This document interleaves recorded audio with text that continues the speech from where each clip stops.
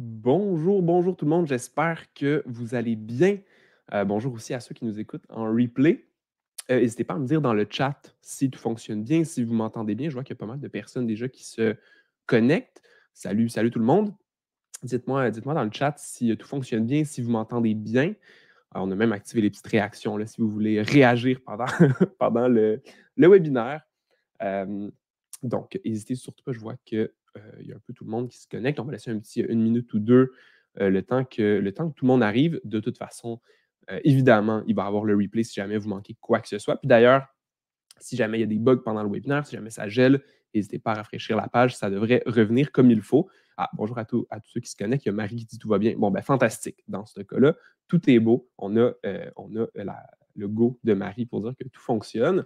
Euh, en vous connectant, n'hésitez pas à me dire si vous avez déjà fait de la publicité Facebook. C'est un peu le thème d'aujourd'hui. On va parler de comment savoir si sa boutique en ligne est justement prête à faire ce test-là et à se lancer en publicité Facebook?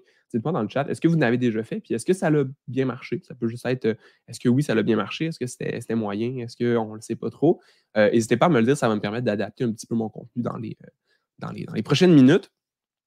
Si jamais vous ne me connaissez pas, moi je m'appelle Charles, j'ai fondé Antilope, qui est une agence de publicité en ligne. On fait que de la publicité en ligne, notamment sur Facebook, pour principalement des boutiques en ligne aussi. Donc, on a accompagné des petites entreprises à décoller, on a accompagné des grosses business avec des plus gros budgets aussi. Puis le but d'aujourd'hui, c'est vraiment de parler, bon, ben, OK, qu'est-ce qui fait en sorte qu'on est prêt à se lancer? C'est quoi les critères qu'il faut cocher pour se dire, je suis prêt à faire de la publicité Facebook, ou est-ce que plutôt je devrais attendre un petit peu? Donc, c'est vraiment ça qu'on va voir aujourd'hui. Donc, la première chose à savoir quand on parle de publicité en ligne, c'est que investir pour la première fois en pub, peu importe ce qu'on fait, peu importe notre business, c'est un risque. Parce que c'est un investissement qu'on fait, comme n'importe quel investissement, que ce soit en business ou même personnel, mais il y a un risque à prendre, il y a un risque calculé à faire. Donc, peu importe dans quelle situation on est, il faut se dire qu'il y a toujours un risque. Puis en fait, il y en a plusieurs. Le risque le plus évident, c'est de se dire que ça ne fonctionne pas. C'est j'investis en pub, je mets mon budget, je fais mes campagnes, je fais plein de pubs, j'engage une agence ou peu importe, puis je n'ai pas de résultat à la fin de la journée. Ça, c'est le risque le plus évident. C'est la peur un peu que beaucoup de business ont, c'est est-ce que c'est vraiment le bon moment pour investir? Puis ça, on va y revenir parce que c'est un risque qu'on est capable de minimiser puis d'un peu de prévoir d'avance. Mais il y a pire comme risque. Parce que quand on fait de la pub, nous, ce qu'on a vu comme agence dans les dernières années, c'est des dizaines d'entreprises venir nous voir et nous dire hey, moi, j'ai fait de la pub, puis ça n'a pas du tout fonctionné. Puis en regardant un peu avec eux, qu'est-ce qu'ils ont fait, on s'est rendu compte qu'ils ont fait de la pub trop tôt. Qu'ils ont fait de la pub quand leur entreprise n'était pas prête, puis qu'on pouvait presque savoir d'avance que ça n'allait pas fonctionner, juste parce que l'entreprise n'était juste pas rendue à l'endroit où c'était stratégique de faire de la pub. Puis encore pire, c'est possible de faire de la pub, de se rendre compte que ça ne donne pas des bons résultats et de ne pas être capable d'analyser ces résultats. Il y a plein de business qui nous disent hey, j'ai fait de la pub, j'ai engagé une agence ou je l'ai faite par moi-même, ça n'a pas marché, puis je ne le sais pas pourquoi. Puis ça, c'est problématique parce que ça veut dire que non seulement tu as pris le risque de faire de la pub, mais en plus, tu arrives à la fin et tu n'as aucune conclusion. Est-ce que ça n'a pas marché parce que mes pubs n'étaient pas bonnes, parce que mes produits ne sont pas bons, sont pas prêts à être vendus, parce que mon site n'est pas optimisé? Je ne le sais pas. J'ai aucune info. Puis ça fait en sorte que là, c'est vraiment du gaspillage. C'est vraiment un risque, un mauvais risque qu'on a pris. Puis ensuite, il y a pire encore, c'est d'en tirer les mauvaises conclusions. C'est de se dire que je commence à investir en publicité, ça marche pas, mais j'ai l'impression que c'est le contraire. J'ai des très bons résultats, puis j'ai l'impression que ça marche pas, ou ça marche pas du tout, puis j'ai l'impression que c'est super bon, puis que ça va m'amener vraiment à un autre niveau. Donc, il y a vraiment, tu sais, quand on parle de commencer à investir en publicité Facebook, il y a plein de façons de tirer les mauvaises conclusions, puis ça crée un autre risque aussi dans ce scénario-là. Donc, l'objectif d'aujourd'hui, c'est vraiment de minimiser ce risque-là au minimum. Donc, on va valider ensemble que toutes les étoiles sont alignées, que toutes les chances sont de votre côté pour obtenir les meilleurs résultats en pub ou définir si ce ne serait pas mieux d'attendre, puis d'attendre que ce soit un meilleur moment. Puis si toutes les étoiles sont alignées, si toutes les cases sont cochées, on va regarder ensemble comment planifier un test de potentiel. Ce qu'on appelle un test de potentiel, c'est les premières campagnes à créer. Qu'est-ce qu'on fait en premier pour avoir des premiers résultats, puis de voir un peu qu'est-ce que ça donne pour commencer. Alors, j'ai aussi une fin de tout, donc ça se peut que je me mute quelques fois dans le webinaire. N'hésitez pas à réagir avec un bonhomme sourire dans les petites réactions pour me supporter dans ma toux. Ça serait très apprécié. Donc, qu'est-ce qu'on va voir aujourd'hui? Ben, ce ne sera pas super compliqué. Premièrement, on va voir les 7 critères pour valider si ta boutique en ligne est prête à faire de la pub. Ce qu'on a défini, c'est qu'il y avait des cases à cocher pour faire en sorte qu'on peut investir avec plus de confiance, puis on peut commencer à faire de la pub en ayant plus confiance que ça va fonctionner, puis que ça devient un petit peu moins du hasard, puis ça devient un petit peu moins de se dire de bon, j'essaye de la pub comme si j'allais au casino puis que j'essayais une machine à sous en espérant que ça marche. Donc, on va voir ces critères-là.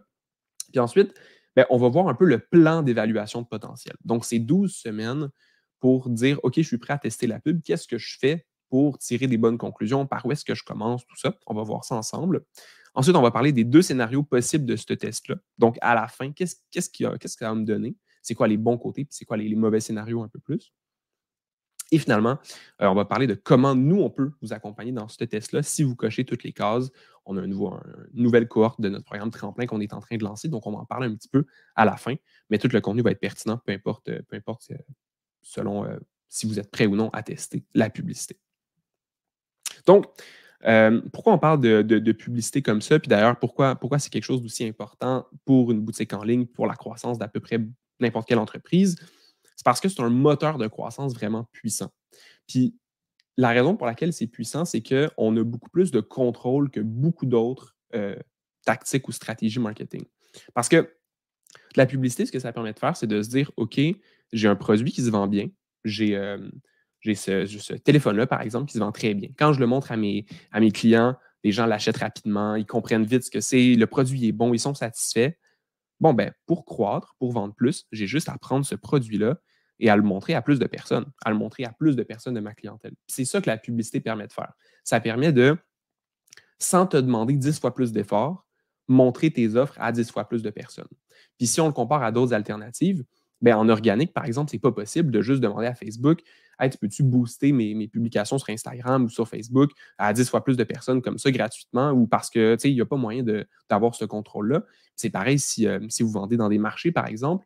Ben oui, c'est possible de faire 10 fois plus de marchés, mais à un moment donné, il y a des heures dans une journée, puis on ne peut pas juste se multiplier à l'infini pour aller dans tous les marchés du monde. Puis même si on voulait aller dans tous les marchés, ben à un moment donné, il y a une limite des marchés qu'on peut aller.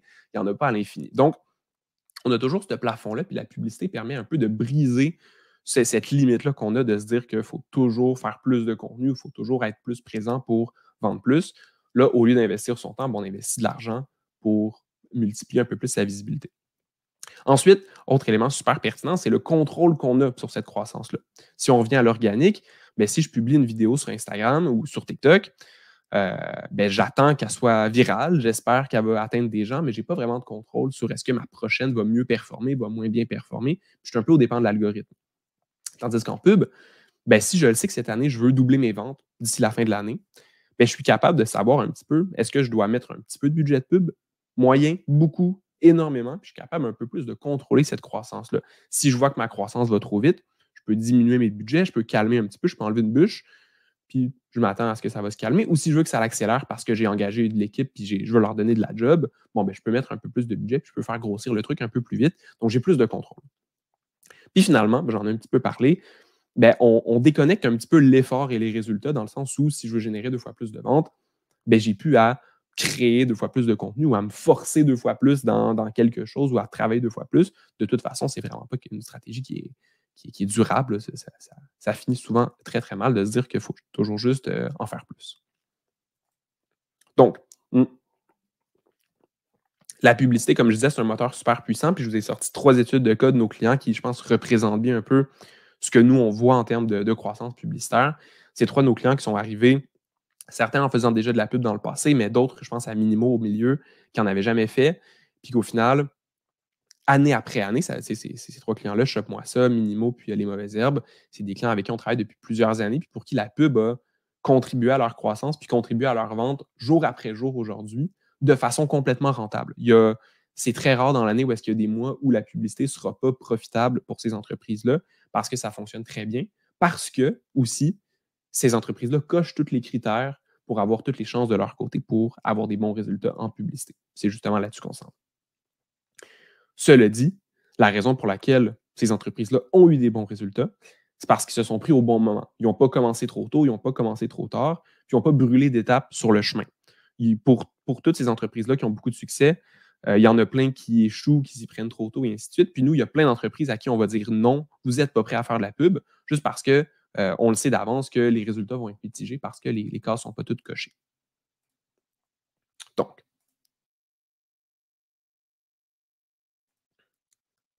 voilà, parfait. D'ailleurs, si vous avez des questions, n'hésitez pas à les mettre soit dans le chat, soit dans la section Q&A, Q&A, qui va être en haut à droite normalement sur votre écran. Je vais y répondre un petit peu à la fin. Puis si jamais il y a des petits points qui sont pertinents pendant que je parle, bien, je vais les rajouter évidemment. Donc, on va commencer avec nos fameux 7 critères. Donc, comment valider que notre boutique en ligne, elle est prête à commencer à faire de la pub? Ce n'est pas juste une option comme ça parmi toutes les autres. Comment faire en sorte comment voir que c'est pertinent? Bien, voilà. Pour commencer, il faut se demander qu'est-ce que c'est concrètement le succès en publicité? Qu'est-ce que c'est qui va faire en sorte que je vais pouvoir me dire, OK, j'ai investi, puis ça a bien marché? Bien, le succès en publicité, souvent, on va le mesurer avec le retour sur investissement positif. En d'autres mots, je veux qu'à la fin du mois, j'aille gagner plus que ce que ça m'a coûté. Je veux que ça me rapporte plus que ce que ça me coûte. C'est assez logique. Et donc, bon, ben, je veux que pour 1 $ investi en pub, je veux que ça me génère 2 $, 3 $, 5 de vente, 10 ou même plus. Je veux générer plus que ce que ça me coûte pour être profitable à la fin de la journée.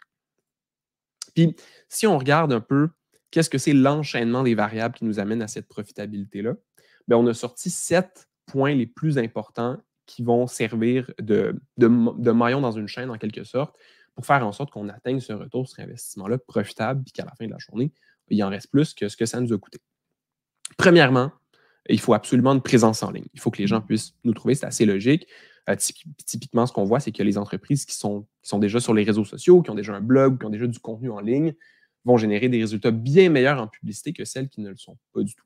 Donc, on veut avoir une présence en ligne, c'est notre première case à cocher. Des réseaux sociaux actifs, un blog, peu importe, du contenu, en quelque part. Ensuite, une fois que les gens nous découvrent avec le contenu, on veut qu'ils arrivent sur un site qui soit optimisé puis qui donne confiance.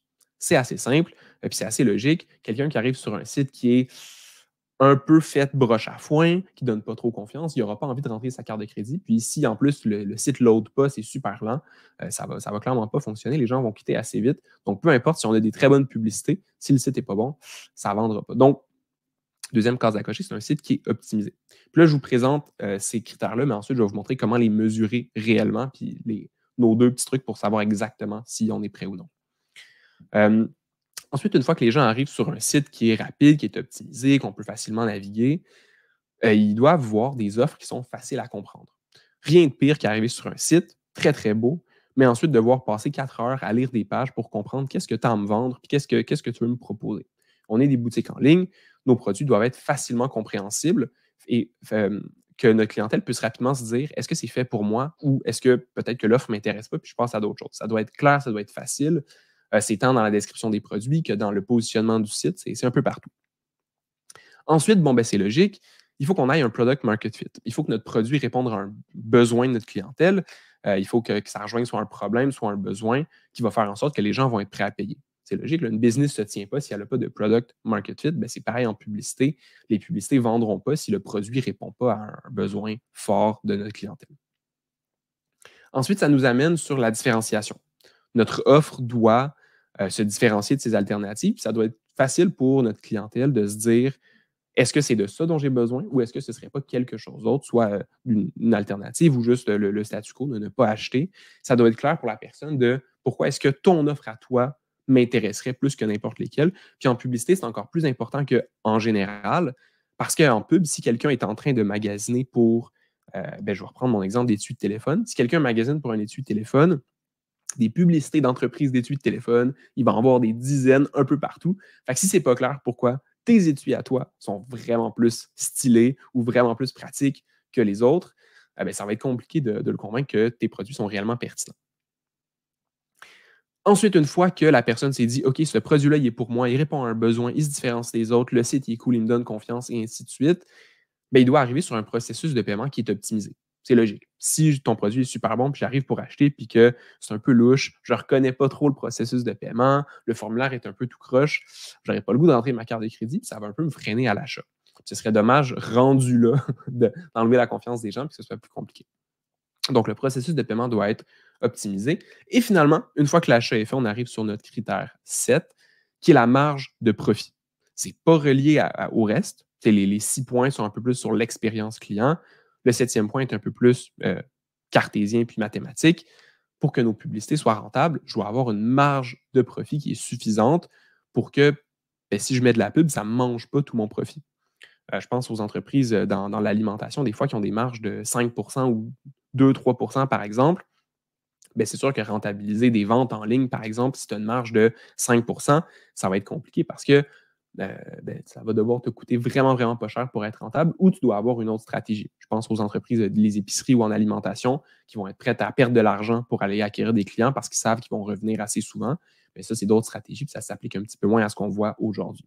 L'idée ici, c'est vraiment de se dire que dès le premier achat de notre client, on est profitable. Puis ensuite, si la personne revient, c'est du bonus, puis c'est tant mieux. Puis ça veut dire que notre entreprise fonctionne bien, puis que nos produits sont bons. Mais dès le début, on n'est pas en train de perdre de l'argent. Donc, on a nos 7 critères. Et une fois que les 7 critères sont cochés, ça nous amène à notre retour sur investissement. Si tout ça se tient bien, on devrait avoir un bon retour sur investissement ou au moins être rentable dans notre investissement publicitaire. Puis, concrètement, c'est sûr que dit comme ça, ça a l'air simple, mais si je te pose la question, est-ce que ton site est optimisé? C'est un petit peu large. Est-ce qu'il est optimisé pour le SEO, pour l'expérience et ainsi de suite? Est-ce que ton offre est facile à comprendre? Probablement, mais elle pourra toujours l'être un peu plus, et ainsi de suite. C'est pas binaire. Là. Les points sont pas des cases à cocher qui sont extrêmement faciles à déduire, oui ou non. Cela dit, nous, on a défini 2 questions qui nous permettent à peu près de bien estimer ces 7 critères-là. Donc, premièrement, pour les critères 1 à 6 sur l'expérience client, la question qu'on demande, c'est est-ce qu'aujourd'hui, mon entreprise génère régulièrement des ventes en ligne? Simple comme ça. Si aujourd'hui, ta boutique en ligne fait déjà des ventes presque à tous les jours, ou en tout cas pour plusieurs milliers de dollars par mois, c'est un bon signe qu'en ce moment, les gens te découvrent. Donc, je vais remettre les critères. Te découvrent avec une présence en ligne, arrivent sur ton site, ton site est suffisamment optimisé pour que les gens aient confiance. Ils comprennent l'offre parce qu'ils l'achètent. Il y a un product market fit. L'offre se différencie. Ils payent. Donc, au final, si tu génères aujourd'hui déjà des ventes régulièrement, tu as un très, très, très bon signe que les critères 1 à 6 sont très probablement bien complétés. Puis ensuite, bien évidemment, il y a le critère 7 qui est la marge de profit. À ce moment-là, nous, ce qu'on recommande, c'est typiquement pour commencer la pub, c'est de s'assurer d'avoir une marge moyenne sur ces produits d'un 35 et plus. C'est ce qu'on recommande en termes de marge brute parce que c'est souvent à peu près là que ça va devenir plus facile d'être rentable en pub. Souvent, moins que ça va prendre des stratégies un peu plus complexes ou un peu plus de développement ou une vision un peu plus long terme où est-ce qu'on est moins rentable rapidement. Donc, si on résume, est-ce que ton entreprise génère aujourd'hui des ventes régulièrement en ligne? Typiquement, on recommande au moins un 5 000 par mois de vente. C'est quand même un bon cap à passer avant de penser à investir en pub. Et de l'autre côté, est-ce que j'ai une marge moyenne brute sur mes ventes d'à peu près 35 Quand je parle de cette marge-là, j'inclus aussi la livraison. Donc, j'inclus tout ce qui inclut le je fais une vente, qu'est-ce que ça me coûte de plus pour générer cette vente-là. Donc, ce n'est pas toutes mes dépenses d'entreprise, mais c'est tous mes coûts directs reliés à la vente en tant que telle. Si j'ai plus qu'à peu près 5 000 par mois, que c'est assez stable, que j'ai une marge de plus de 35 c'est 2 très, très bons signes pour se dire que, OK, somme toute, ça me semble assez bien pour que je puisse générer des bons résultats en publicité Facebook, puis que les étoiles, les cases sont cochées pour que je puisse commencer puis faire un premier test.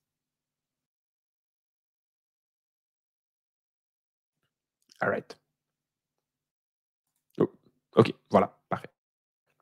Donc, si ces 2 cases-là sont cochées, on est prêt à tester la pub. On a réduit notre risque au minimum parce que pour vrai, pour le reste, ça va être vraiment dans le test qu'on va s'en rendre compte. Parce que ce qui se passe, c'est que au final, c'est sûr qu'on pourra toujours faire des bonnes pubs, des mauvaises pubs. Il y aura plein de facteurs là-dedans à tester. Mais si on a ces bases-là, ces 7 critères-là qui sont notre fondation, si on fait des pubs, puis que les publicités, qu'elles fonctionnent ou qu'elles ne fonctionnent pas, on le sait que ce ne sera pas à cause de notre produit ou à cause de la présentation de ce produit-là. On le sait déjà que ça marche. On a comme notre fondation qui fonctionne bien, puis on va juste construire au-dessus. Ça va être beaucoup plus facile de tester et d'avoir des conclusions qui sont plus éclairées.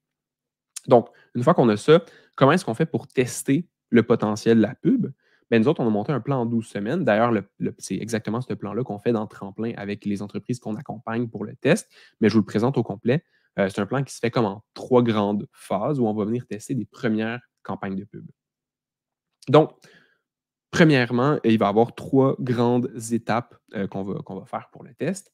Premièrement, on vient créer nos premières campagnes. C'est assez simple. C'est assez simple dit comme ça, en tout cas. On vient créer nos premières campagnes, configurer son gestionnaire de pub. Ensuite, on vient optimiser nos pubs, on vient suivre un peu tout ça puis essayer d'améliorer les résultats le plus possible. Et finalement, on analyse nos résultats, on regarde qu'est-ce que ça donne, puis on en tire nos conclusions. Est-ce que ça a marché? Est-ce que ça n'a pas marché? Si oui, pourquoi? Si oui, sinon, qu'est-ce qu'on fait? Et ainsi de suite. Ce qu'on recommande comme budget pour ce test-là, c'est 4 000 d'investissement en publicité Facebook. Donc, typiquement, on recommande de le faire sur 2 mois. Fait que ça revient à peu près à un genre de 66 par jour d'investissement. C'est vrai que c'est quand même beaucoup. Si vous n'avez jamais fait de pub, vous dites peut-être oh, OK, c'est quand même un gros budget. Et c'est vrai, je vous le dis, c'est possible de commencer avec moins. Cela dit, le but du test, c'est pas de se dire qu'on commence avec le minimum, c'est de se dire qu'on fait un test qui est le plus valide possible. Si je commence avec un plus petit budget, je pourrais commencer avec 500 si je voulais, ben, j'aurais moins de possibilités. C'est comme se dire, ben, je veux tester la pub en lançant juste $1 sur une cible et en espérant atteindre le milieu. Ben, c'est sûr que si j'ai 50 à lancer, j'ai beaucoup plus de chances d'atteindre ma cible que si j'en ai juste un. C'est pour ça qu'on se donne un plus gros budget. C'est pour ça qu'on recommande de commencer un petit peu plus fort, pour la simple et bonne raison que tant qu'à faire un test, aussi bien le faire, se permettre de donner tout le pouvoir à Facebook pour aller nous chercher des bons résultats, se donner le pouvoir aussi de bien optimiser, d'aller jusqu'au bout du truc, puis être certain qu'après 2 mois, mais si ça n'a pas marché, c'était pas juste une tentative qui n'a pas marché, mais j'ai eu le temps de faire plein de tentatives, j'ai eu le temps de bien tester l'ensemble de la chose, puis si ça ne marche pas, ben ça ne marchera pas pour vrai, puis ce ne sera pas juste comme un essai qui n'a pas fonctionné, puis ensuite, il faut que je me répète à l'infini jusqu'à temps que ça fonctionne. Donc, on recommande vraiment ce budget-là pour faire un premier test, surtout considérant que les cases sont déjà cochées. Si les critères sont déjà bons, c'est vraiment des bons signes pour la suite. Donc, l'étape 1, au niveau de la création de nos premières campagnes, ben, ce qu'on va faire ici, c'est qu'on ne se pitchera pas partout. L'idée, ce n'est pas de se dire, OK, je fais de la pub, fait que je vais faire la notoriété d'un bar, je vais promouvoir mon blog, je vais promouvoir mes réseaux sociaux, je vais promouvoir le marché que je vais faire, je vais aller un peu partout. Non. L'idée, c'est de simplifier au maximum pour, euh, pour vraiment faire un test qui est valide, puis pas juste aller un peu partout, puis s'essayer un petit peu partout. Donc, la première chose à faire, c'est de choisir les produits, les offres qu'on a qui seraient les plus intéressantes à mettre de l'avant à une clientèle qui ne nous connaît pas encore. Ce que je veux dire par là, c'est que là, la publicité, ce qu'elle va faire, c'est qu'elle va rejoindre des gens de votre clientèle cible, donc potentiellement intéressés par vos produits, mais qui n'en ont jamais entendu parler.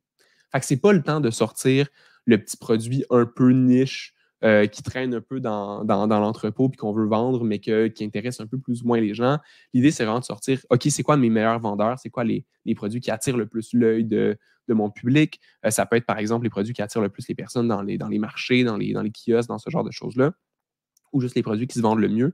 Ça peut être des produits en tant que tels, mais ça peut aussi être des bundles. Il y a plein de façons de le packager. Mais c'est de voir ça comme, OK, c'est quoi mes 2-3 offres qui vont intéresser le plus cette nouvelle clientèle-là, qui vont les attirer. Donc, on sélectionne ces offres-là. Ensuite, évidemment, bon, on va venir configurer un peu le côté technique du compte publicitaire, c'est de venir monter le compte, rentrer ses informations, s'assurer que tout est beau au niveau du tracking et ainsi de suite.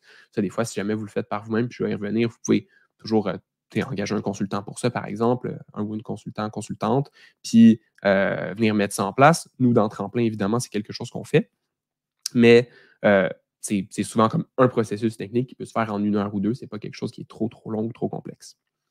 Une fois qu'on a sélectionné nos offres, qu'on a le côté technique un petit peu de réglé, on vient créer grosso modo 6 à 9 publicités le plus variées possible pour mettre de l'avant les produits qu'on a choisis.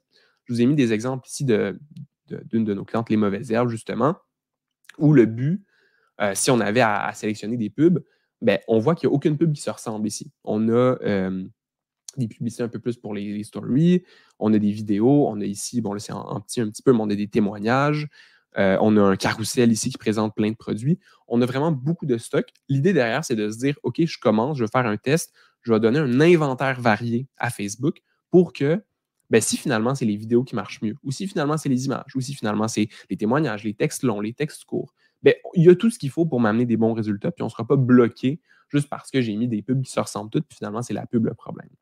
Donc, on vient créer des publicités variées. On recommande grosso modo 6 à 9. Ça peut être un petit peu plus, un petit peu moins, mais dans ces eaux-là, c'est très, très bien pour commencer. Puis une fois que ça c'est fait, on intègre nos campagnes, on configure le tout, puis on lance les campagnes sur Facebook pour rouler pendant 2 mois. Donc, la raison pour laquelle on disait que c'était justement un test sur 12 semaines, ben, c'est que cette étape-là, l'étape 1, on la considère à peu près sur 4 semaines, le temps de venir créer les pubs, configurer le tout, s'assurer que tout fonctionne. Mais super important ici, si on va avoir et des bonnes pubs qui vont bien rejoindre notre clientèle et avoir le côté technique aussi de bien cocher. L'idée, c'est de se dire, tant qu'à faire un test, faisons-le bien pour être certain qu'à la fin, ma conclusion, ce soit la bonne, puis que je ne fasse pas juste penser que c'est bon tandis que c'est mauvais ou penser que c'est mauvais tandis que je suis assis sur une très grande opportunité de croissance. Une fois que cette étape-là, elle est faite, on passe à l'optimisation. L'idée ici, c'est de se dire, OK, je lance mes premières campagnes, mais je ne fais pas juste attendre et les regarder pendant 2 mois. On va avoir quand même une gestion active sur ces campagnes-là parce que ben, si ça ne marche pas, on veut pivoter vite pour tester des nouvelles choses. Donc, la première chose à faire, c'est d'attendre un petit peu, de laisser les résultats rentrer. C'est sûr que quelqu'un qui découvre ton entreprise jour 1 ne va pas nécessairement acheter jour 1. Il y a des entreprises qui ont des ventes comme ça un peu plus impulsives que les gens vont acheter. Ils voient le produit, ils tombent en amour, ils achètent la journée même. C'est très cool, mais il y a plein de business que ça va prendre 1 ou 2 semaines de réflexion avant l'achat en moyenne. Fait qu'il faut se donner 1, 2, 3 semaines là, de OK, on attend. Peut-être que les résultats ne sont pas super bons au début, mais c'est normal. Les gens nous découvrent et ne sont pas encore prêts à acheter. C'est OK. Mais on vient analyser les premiers résultats, on vient regarder qu'est-ce que ça donne, puis ensuite, ben, l'idée, c'est d'optimiser et notre ciblage et nos pubs selon ce qui performe plus puis ce qui performe moins. En gros, je le résume simplement, on regarde nos publicités.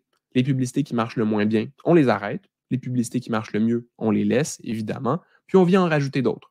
Donc, si on voit que les publicités vidéo, par exemple, ça marche super bien. Bon, on va venir en faire un petit peu plus pour tester un peu plus ça, tester des nouveaux angles, tester des choses qu'on n'avait pas faites.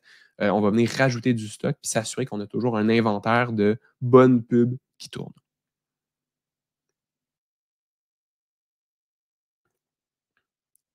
Voilà.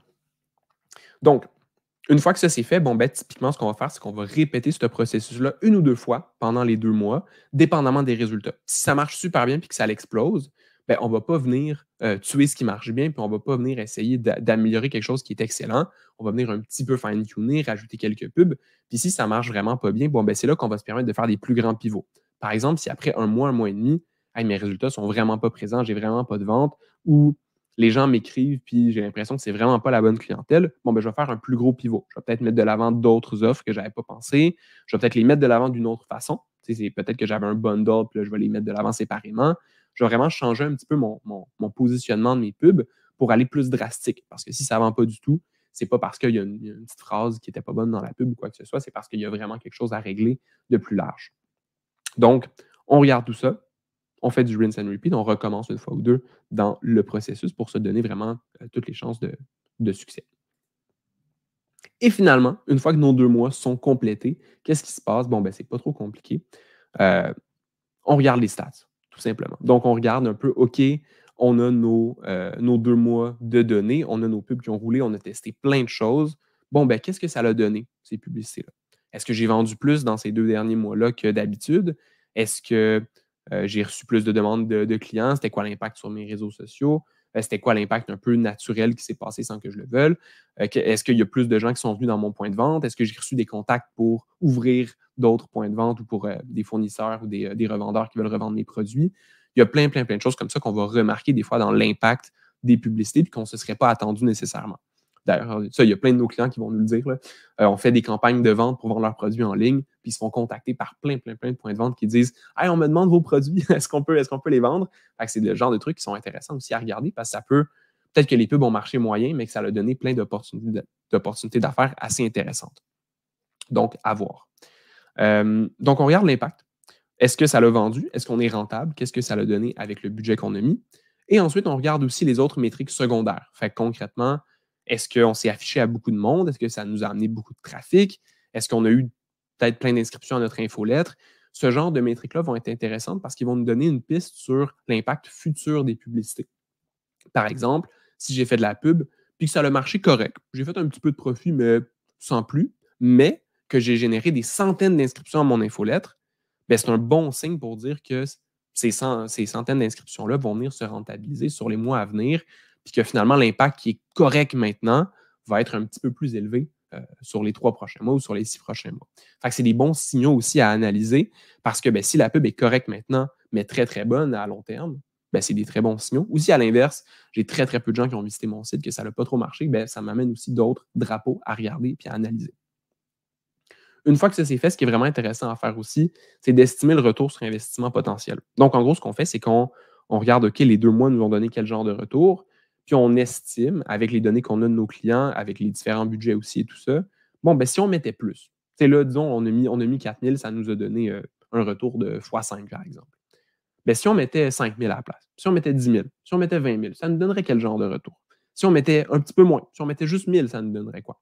Puis l'idée derrière ça, c'est de venir définir quel genre de budget nous ramènerait quel genre de revenus et donc, ben, à quel genre de budget ce serait toujours intéressant de faire de la pub, puis à quel moment peut-être que ça l'est un petit peu moins.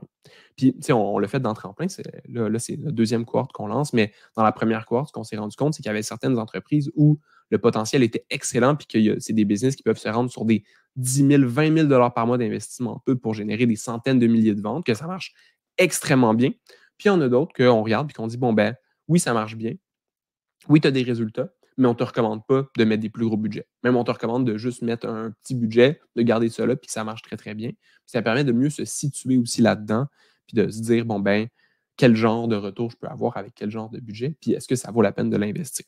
Ce n'est pas une science qui est exacte à 100%. On ne peut jamais garantir un truc comme ça parce qu'il y a des facteurs externes qui viennent dans l'équation, mais c'est le plus précis qu'on ne pourra jamais avoir en termes de confiance d'investissement en pub. Puis pour vrai, on est vraiment fiers du rapport qu'on est capable d'avoir grâce à ça puis grâce aux données. All right. Ah, je vois qu'il y a des questions. Parfait. Je vais répondre aux questions à la fin. N'hésitez pas à continuer d'en mettre. Euh, donc, une fois qu'on a fait le test, une fois qu'on a fait nos 2 mois de publicité, nos 3 mois complets de processus et tout ça, mais au final, si on voulait simplifier le plus possible les outcomes, les résultats finaux, il y aurait 2 scénarios. Premièrement, évidemment, il y a le scénario optimiste, il y a le scénario cool, le scénario où ça fonctionne bien. Donc, scénario 1, je fais de la publicité, je fais le test et ça fonctionne bien, ça me génère des ventes. Bon, ben, si c'est le cas, ça va venir rembourser la publicité, puis ça va venir te générer des profits. C'est logique. Si ça vend plus que ce que ça nous coûte, puis si j'ai des bonnes marges, ça va bien fonctionner. Aussi, ce que ça nous donne à ce moment-là, c'est une vision claire sur le potentiel de croissance. Parce que si j'ai mis mon 4 000 puis que j'ai vendu pour 10 ou 20 000, bon, ben, qu'est-ce qui m'empêche de le recommencer le mois prochain, de continuer à générer plus ou même d'augmenter mon budget puis d'aller chercher encore plus. Donc, ça nous donne une vision claire sur notre potentiel de croissance. Ça donne une vision claire sur est-ce que je devrais continuer à investir, à quel degré, quel genre de pub je devrais faire. On se retrouve avec beaucoup, beaucoup de données qui ont bien performé. Typiquement, nous, dans notre dernière cohorte de tremplin, sur les 4 entreprises qu'on a accompagnées, il y en a 3 qui ont été profitables. Donc, au final, même si ce n'est pas quelque chose qui est garanti, on cherche le plus possible à maximiser ça puis à s'assurer qu'on commence avec le plus de chances pour que ce soit le cas. Le scénario 2, qui est un peu plus plate, mais qui n'est pas inutile non plus, c'est si ça ne fonctionne pas. Si on fait ce test-là, on met ce budget-là en pub, puis on se rend compte que finalement, ça n'a pas donné les résultats qu'on voulait, malgré toutes les cases qui étaient cochées, malgré toute la confiance qu'on pouvait avoir. Ça a été so-so. Des fois, c'est que c'est break-even, qu'on est kiff-kiff, puis qu'on rembourse les frais, puis que c'est tout. Des fois, c'est un petit peu moins. Ce que ça fait, c'est que quand même, tu ne repars pas les mains vides, dans le sens où le test aura servi à quelque chose parce qu'on repart avec des conclusions qui sont réellement éclairées. On repart avec OK, là, j'ai toutes mes stats, puis on est capable de trouver OK de ces stats-là, pourquoi ça a été moyen? Est-ce que c'est une question de budget? Est-ce que c'est juste que tu as un plateau et tu ne peux pas investir plus?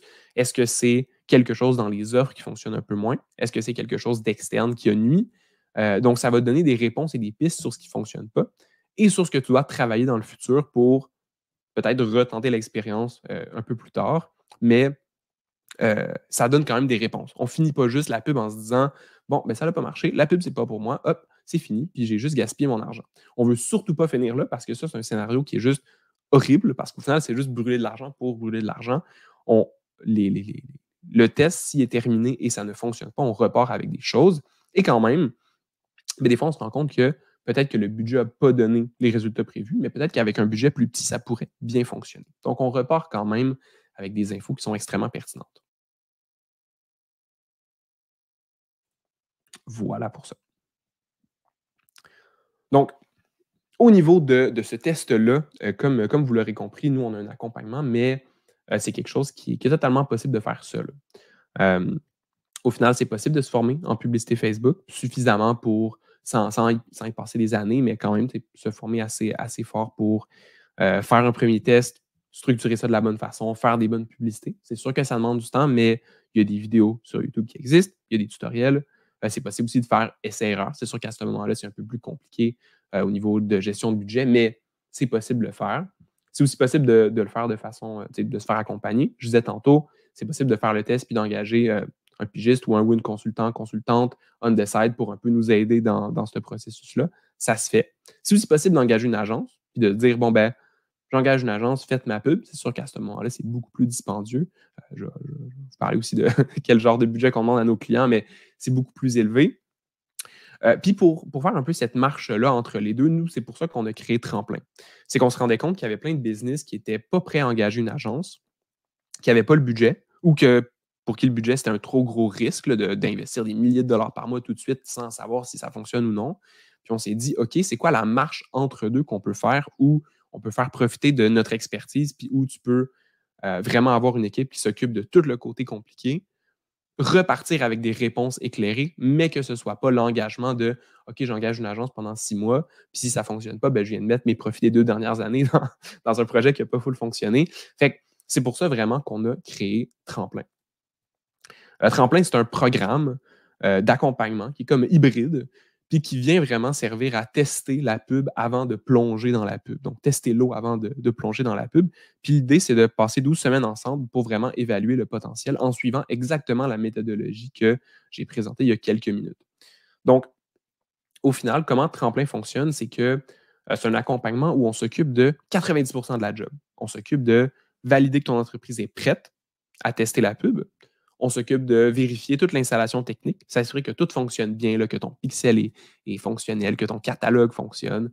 On définit avec toi la stratégie de pub, donc quelles offres on va mettre de l'avant aussi. On en parle ensemble pour définir c'est quoi les meilleures offres pour mettre toutes les chances de notre côté d'avoir les meilleures ventes possibles. On intègre, on optimise, on analyse tes campagnes. Tout le côté technique, tu n'as pas à t'en occuper. L'idée, Tremplin, ce n'est pas une formation, c'est vraiment, on s'occupe de ça à ta place pour pas que tu ailles à te casser la tête avec ça. Et à la fin de la journée, à la fin des 3 mois, en fait, on te remet un rapport complet sur le potentiel de l'entreprise en pub Facebook. Que ça aille marcher super bien, moyen, un petit peu. On arrive quand même avec des conclusions super claires sur OK, c'est quoi la suite? Est-ce que ça vaut la peine d'engager une agence? Est-ce que peut-être tu serais mieux de continuer par toi-même avec des petites campagnes à gauche puis à droite sans trop mettre de budget, sans trop aller fort parce que c'est ça qui est le plus avantageux? On te ressort vraiment nos recommandations sur la suite, quel genre de retour tu vas obtenir, quel genre de profit tu pourrais faire avec la pub dans le futur. Et c'est un joli rapport super clair là-dessus. Super simple aussi. Là, on ne te noie pas dans les données non plus. L'idée, c'est que ce soit actionable et que tu puisses vraiment en retirer quelque chose. De ton côté, la seule chose à faire, c'est de créer des publicités. En plus, on va venir évidemment t'aider. Il va y avoir du coaching pour ça. Mais la seule partie de ton côté, ça va devenir rédiger ces publicités-là, avoir des photos de tes produits, avoir quelques petites vidéos. C'est assez simple au final. Ça prend quelques heures, mais c'est nécessaire aussi pour cet accompagnement-là. Donc, comment ça fonctionne au niveau de la structure? C'est que ça va se passer sur 3 mois. En juillet, en ce moment, ça va être le temps des candidatures. Je vais vous le montrer tout à l'heure, mais sur notre page de Tremplin, on a un petit quiz pour savoir si ton entreprise se qualifie, pour répondre aux 7 critères, justement, puis s'assurer que si on fait Tremplin ensemble, ben, ton entreprise est vraiment prête, puis c'est pas juste genre un essai pour faire un essai. L'idée, c'est vraiment de le faire en sachant qu'on a vraiment confiance que ça va fonctionner. Puis ensuite, ben, une fois que ça commence, bon, ça va être sur 3 mois, sur août, septembre et octobre. Donc, en août, qu'est-ce qu'on fait? On configure le compte publicitaire, on vérifie tout ça, on valide la stratégie aussi. On va avoir aussi un petit cours en ligne sur comment créer une bonne pub, comment créer tes premières publicités avec des modèles que tu peux t'inspirer aussi. Là, ça va être super simple pour que tu n'aies pas à te casser la tête aussi avec ça. Et on a une rencontre de groupe aussi avec tout le monde de Tremplin et Sonia, qui est copywriter dans notre équipe, qui va partager ses commentaires aussi sur les pubs, puis qui va donner des petits trucs pour les améliorer aussi la lisibilité et la façon que c'est écrit et tout ça pour step up un petit peu puis améliorer un petit peu les résultats dès le début. En septembre, on met en ligne les campagnes. Donc, on s'occupe de tout le côté configurer les campagnes, configurer le ciblage, gérer tout ça. On s'occupe de tout ça. Il n'y a aucun souci à te faire avec ça. Ensuite, on lance, on optimise. Puis, à la fin du mois, on se fait une première rencontre pour regarder nos premiers résultats. Qu'est-ce que ça a donné?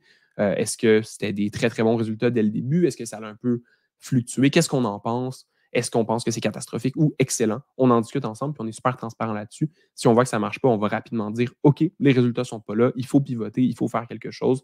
On ne fera pas juste 2 mois dans le beurre pour le faire. Donc, on va être assez actif sur cette gestion-là.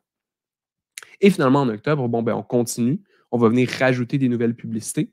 Tu vas aussi avoir accès à un module en ligne pour analyser tes résultats toi-même puis comprendre qu'est-ce qui se passe. L'idée aussi, c'est qu'après ça, tu as une meilleure compréhension des résultats de publicité de qu'est-ce qui se passe dans ton compte. C'est super pratique après ça parce que que tu nous engages, nous, ou que tu engages n'importe quelle autre agence ou n'importe qui, c'est toujours intéressant de savoir un peu qu'est-ce qui se passe puis de savoir est-ce que mes résultats sont bons, puis pas juste de dépendre de l'expertise de quelqu'un d'autre. Donc, on donne des premières clés pour comprendre un peu qu'est-ce qui se passe dans tes pubs. On vient rajouter des pubs, comme je le disais, on va venir en varier un petit peu au fil du temps. Et à la fin d'octobre, on finit avec un rapport final de performance. Donc, concrètement, qu'est-ce que ça a donné? Est-ce que ça a très, très bien fonctionné? C'est quoi les estimations de retour? Et on te remet ce joli rapport-là. La raison pour laquelle on le fait en août, septembre et octobre, c'est que peut-être c'est le cas pour ton entreprise, mais pour beaucoup d'entreprises, l'automne, c'est le moment un peu de la remontée des ventes. Il y en a beaucoup aussi qui vont générer énormément de leurs ventes dans la fin de l'année. On ne se rend pas jusqu'au Black Friday et jusqu'à Noël, mais ça reste que les publicités vont tourner en septembre et octobre, qui sont 2 mois quand même assez importants. L'idée, c'est de dire qu'on commence la rentrée en force. On génère le plus de résultats là, on met toutes les chances de notre côté pour que ce soit le plus rentable possible. Puis évidemment, en nous, on se prépare. Donc, en nous, les publicités ne vont pas encore tourner. Ça va commencer en septembre, ça va finir fin octobre. Voilà pour ça.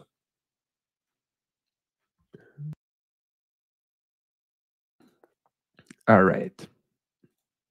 Donc, tremplin, comment est-ce que ça fonctionne? Combien est-ce que ça coûte? À titre de référence, dans le fond, là, que je parlais tantôt qu'engager une agence, c'est plus dispendieux. Mais la réalité, c'est que nous engager pour 3 mois pour faire l'équivalent de tremplin, mais pour s'en occuper nous-mêmes, nos frais, ce serait 12 000 concrètement, en moyenne. C'est le genre de frais qu'on va charger pour une entreprise qui arrive et qui dit OK, occupez-vous de notre pub, allez-y, gérez tout ça. Puis à ce moment-là, on va aussi demander des minimums de budget publicitaire qui sont plus élevés. Typiquement, ce serait un minimum de 15 000 à 20 000 au total sur 3 mois. Donc, je disais tantôt qu'on a créé Tremplin pour faire cette marche-là entre. C'est pas réaliste pour nous de dire OK, tu commences la pub, viens, engage-nous, mets un 30-40 000 en pub sur 3 mois, puis on va voir si ça va fonctionner. La marche est beaucoup trop élevée, c'est pas réaliste. Puis nous, ça faisait en sorte qu'on conseillait à plein d'entreprises de dire ouais, le risque est trop élevé, t'es mieux d'attendre avant ou t'es mieux d'aller ailleurs ou de regarder un peu autre chose. Donc, c'est vraiment pour ça qu'on a créé Tremplin. Tremplin, le programme en tant que tel est 3 000 pour les 3 mois. Donc, au final, ça revient à un 7 000 total d'investissement, 3 000 pour Tremplin, 4 000 pour le budget pub. Et tout ça, pour les 3 mois, ça te permet de venir tester le potentiel publicitaire. Alors, c'est vrai que la marche, elle est haute si jamais tu n'as jamais investi, sauf que notre but, ce n'est pas de se dire qu'on fait juste essayer de la pub en faisant une petite campagne sur le coin d'une table. Notre but, c'est de se dire, OK, on va vraiment tester la pub de la bonne façon. Puis si ça marche, on va être prête pour grossir, pour faire exploser ça, puis t'amener vraiment, vraiment beaucoup de ventes. Puis si ça marche moyen, on va le voir rapidement, on va être capable de pivoter. Si ça ne marche pas du tout, on va trouver des conclusions claires. Puis d'ailleurs, on ne se gênera pas si jamais c'est complètement catastrophique de dire on tire la plug, puis on arrête avant l'heure si jamais il y a vraiment des problèmes qui se passent ou quoi que ce soit d'imprévu. Mais pour le moment, c'est jamais arrivé, puis on n'est pas trop inquiet là-dessus parce qu'on est assez précautionneux sur ce genre de choses-là. Donc, au final, cet accompagnement-là, il est disponible. Les entreprises qu'on va prendre, on va en prendre un maximum de 15 pour la simple et bonne raison que, évidemment, ça nous demande un petit peu de temps de notre côté. Cela dit, notre but, ce n'est pas de remplir les 15 places. Comme je disais tantôt, pour s'inscrire à Tremplin, il y a un petit quiz à remplir, un genre de petites questions-réponses à faire sur la page de vente. Euh, pour la simple et bonne raison que nous, notre but, c'est pas de se dire qu'on veut tester de la pub pour n'importe quelle entreprise, puis au pire, ça marche, au pire, ça marche pas, on s'en fout. Notre but, c'est de se dire qu'on veut que le plus possible des entreprises s'inscrivent à Tremplin, repartent avec plus d'argent dans leur poche que ce qu'il y avait au début, puis que ce soit profitable. C'est pour ça qu'on va, pour s'inscrire à Tremplin, ben, il faut répondre à un petit questionnaire. Le questionnaire va donner un score sur 10. Si tu as 9 ou 10, c'est très bon signe que tu es prêt pour Tremplin.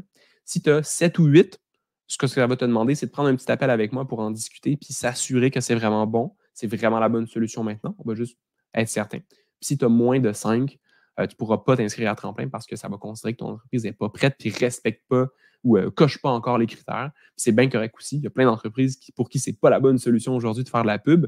C'est bien correct comme ça aussi. Là. On ne veut pas juste faire de la pub parce que ça a l'air le fun puis finalement se retrouver à avoir gaspillé son argent. Donc, tout est sur la page. Je vais peut-être vous mettre le lien dans le chat. Je vais vous mettre ça tout de suite si jamais c'est quelque chose qui vous parle. Voilà.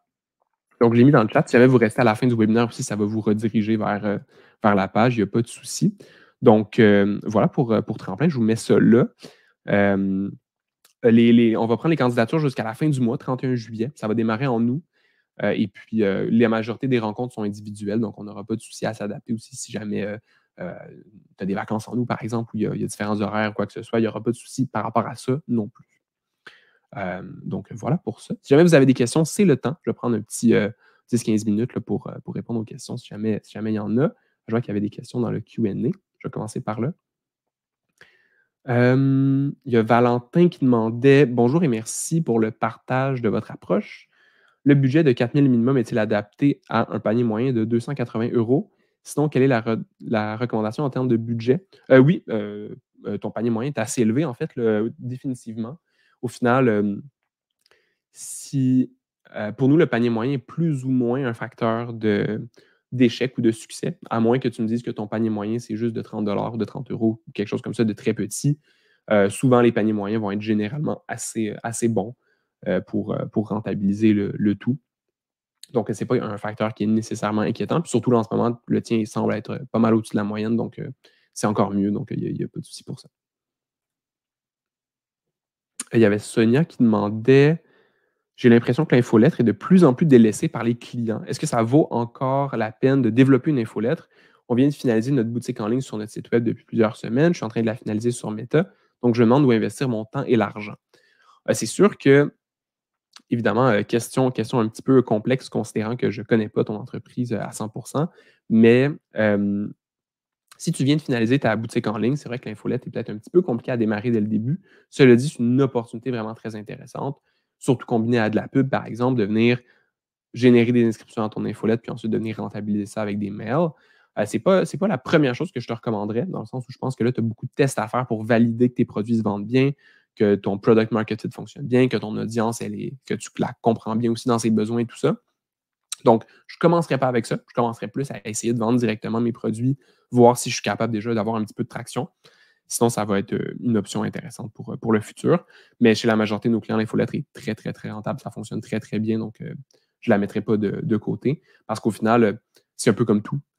Tous les canaux marketing sont toujours annoncés comme étant morts à chaque année, mais ils restent assez performants.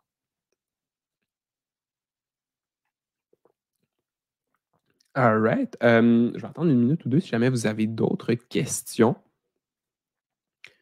Donc,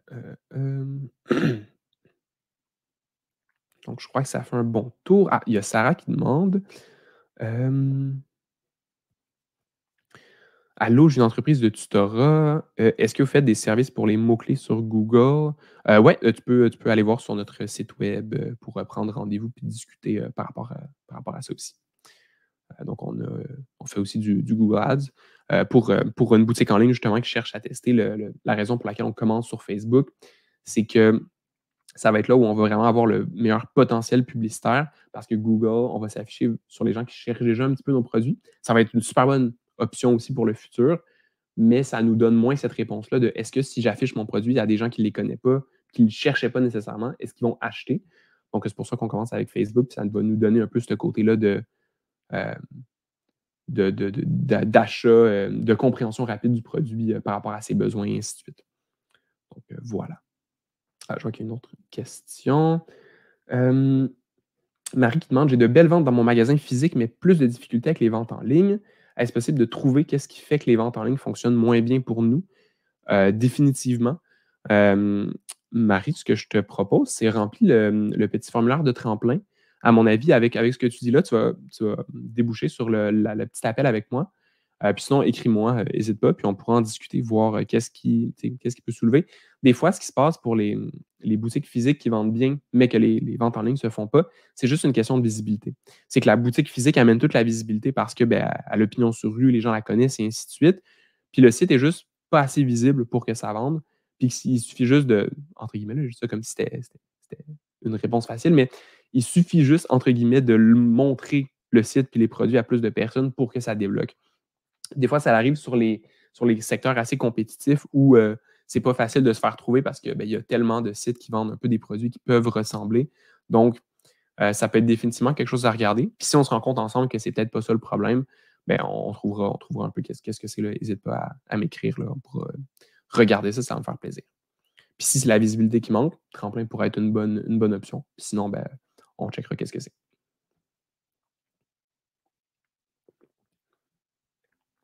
All right. Euh, Parfait pour ça. Cool, super, super. Si jamais vous écoutez le replay, vous avez des questions, n'hésitez pas à les mettre en commentaire aussi. Puis si jamais vous avez d'autres questions, peut-être un petit peu plus personnelles ou ainsi de suite, vous pouvez toujours répondre aux différents emails que j'ai envoyés pour m'écrire, me la poser. N'hésitez surtout pas. Comme je disais, les candidatures vont être tout le mois de juillet. Cela dit, comme les places sont limitées, si vous considérez peut-être, ben moi, je vous conseille d'au moins faire le petit quiz sur la page. Donc, il y a le bouton bleu «Vérifier si mon entreprise se qualifie». On clique dessus, on répond aux petites questions. Il n'y a même pas d'informations comme de email ou quoi que ce soit à rentrer tant que vous n'avez pas votre score. Une fois que vous avez le score, ben, vous pouvez déterminer, OK, j'ai X sur 10. Est-ce que je m'essaye ou est-ce que je ne m'essaye pas? Dans tous les cas, si vous avez des questions, euh, si vous vous qualifiez pour tremplin, ben, il y a une place pour prendre rendez-vous. Donc, on pourra se parler dans le mois pour regarder ensemble si c'est vraiment la meilleure solution. Puis ou si ce serait mieux d'attendre aussi. Puis si vous regardez ce budget-là, puis vous dites, hey, pour vrai, ça mettrait vraiment à risque mon entreprise d'investir un 3 000 d'accompagnement puis un 4 000 de budget, je vous conseille fortement d'attendre peut-être pour la prochaine cohorte. Le but, ce n'est pas de mettre votre entreprise à risque pour profiter de cette opportunité-là. Faut que ce soit quelque chose avec lequel vous êtes à l'aise de l'investir aussi. Même si, comme je disais, notre but, nous, de notre côté, avant même de commencer, ça va être de s'assurer le plus possible que l'entreprise est prête. Puis si on a qui que ce soit qui s'inscrit à tremplin, qu'on se rend compte que ouais, finalement, peut-être que ce n'est pas une bonne opportunité, on va juste procéder à un remboursement, puis on n'ira pas de l'avant avec cette entreprise-là pour être certain que toutes les entreprises qu'on accompagne, ben, on a le maximum de chances d'avoir des bons résultats. Puis comme ça, ben, si ça ne marche pas, on va être capable de spotter assez vite pourquoi ça ne marche pas, puis qu'est-ce qu'il faut changer pour la suite. Donc voilà, si vous avez d'autres questions, n'hésitez surtout pas. Je vais mettre fin au webinaire, puis on se retrouve très bientôt. Donc voilà, si vous restez, vous allez être redirigé sur la page de Tremplin. All right. Passez une excellente journée.